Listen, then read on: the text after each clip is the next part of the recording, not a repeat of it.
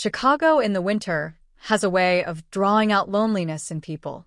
The streets, though lit with orange-hued lamps, often feel like tunnels of memories, each flake of snow a whisper from the past. In one such suburb of the city stood a grand, cold mansion, elegant in appearance but hollow in feeling. It belonged to Richard Holloway, a wealthy real estate magnate whose success was measured in square footage rather than human connection. His wife, Eleanor, was a woman of quiet grace. Once an art historian in Boston, she had left her life and career behind to marry Richard, believing in the promises whispered to her under champagne stars. She had imagined a new chapter of warmth, companionship, and perhaps a child of her own.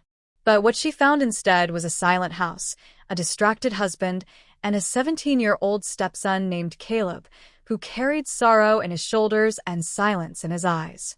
Caleb had lost his biological mother when he was 12, a car crash on a rainy morning. He had been in the back seat, and the guilt of surviving had built invisible walls around him. When Eleanor arrived in their lives 2 years after the accident, he greeted her with quiet civility and emotional absence. At first, Eleanor tried in all the traditional ways. She made his favorite meals. She asked about school, tried to share interest in his artwork, complimented his sketches that she found in the trash. But Caleb never let her in. And Richard, well, he was always away. Deals in Los Angeles. Meetings in Houston. Conferences in Miami. When he was home, he was barely present. He spoke more to his phone than to his wife. Eleanor's loneliness became a routine. Mornings of silence, afternoons of wondering, evenings of wine and forgotten dreams. She would stare out the frosted window at the empty driveway, hoping a car would arrive just for her. But it never did. Until one evening, a snowstorm hit Chicago. The city slowed. Flights were canceled. Richard, naturally, was stuck in Denver.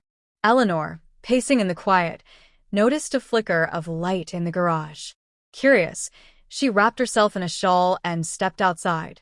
Through the frosty windows, she saw Caleb, alone, painting in the dim glow of a workshop lamp. His canvas was large, colors muted, strokes deliberate. She quietly entered, not wanting to interrupt, but what she saw rooted her in place. It was a portrait, not fully finished, but undeniably her. She spoke softly. "Is that me?" Caleb turned, startled, his eyes uncertain. He hesitated, then said, "It's how I see you." Eleanor stepped closer, unable to breathe. The woman in the painting looked at her with kindness, with depth, someone not forgotten, not discarded. No one had looked at her like that in years. "I didn't know you saw me at all," she whispered. Caleb shrugged. "You're the only one who sees me." That sentence, it lingered in the cold air like smoke. From that moment, something shifted between them, not with intention, not with desire, but with a mutual recognition of loneliness. Two souls under the same roof, longing for a connection neither had found. In the days that followed, Eleanor and Caleb began sharing time. Dinners when Richard was gone. Conversations that started about art but wandered into thoughts, fears, dreams. Eleanor, who had no children of her own, began to feel maternal pride in Caleb's talent, in his brilliance. Caleb, who had kept everyone at arm's length, began to open, just a little. He showed her his sketchbooks. She showed him her old college essays. They watched black and white films together, laughed sometimes.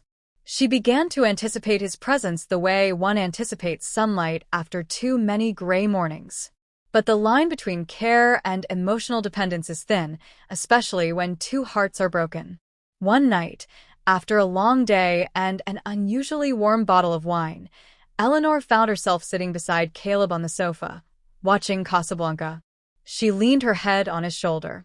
He tensed but didn't move. "You give me a feeling," she said, her voice trembling, "that I've begged your father for years." The words slipped out like a confession, one not meant to be heard.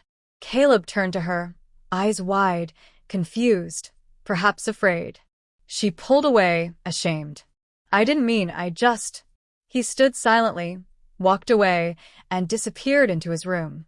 The next morning, Eleanor found his room empty, his art supplies gone. The only thing left was a note, written in beautiful cursive, placed on the dining table.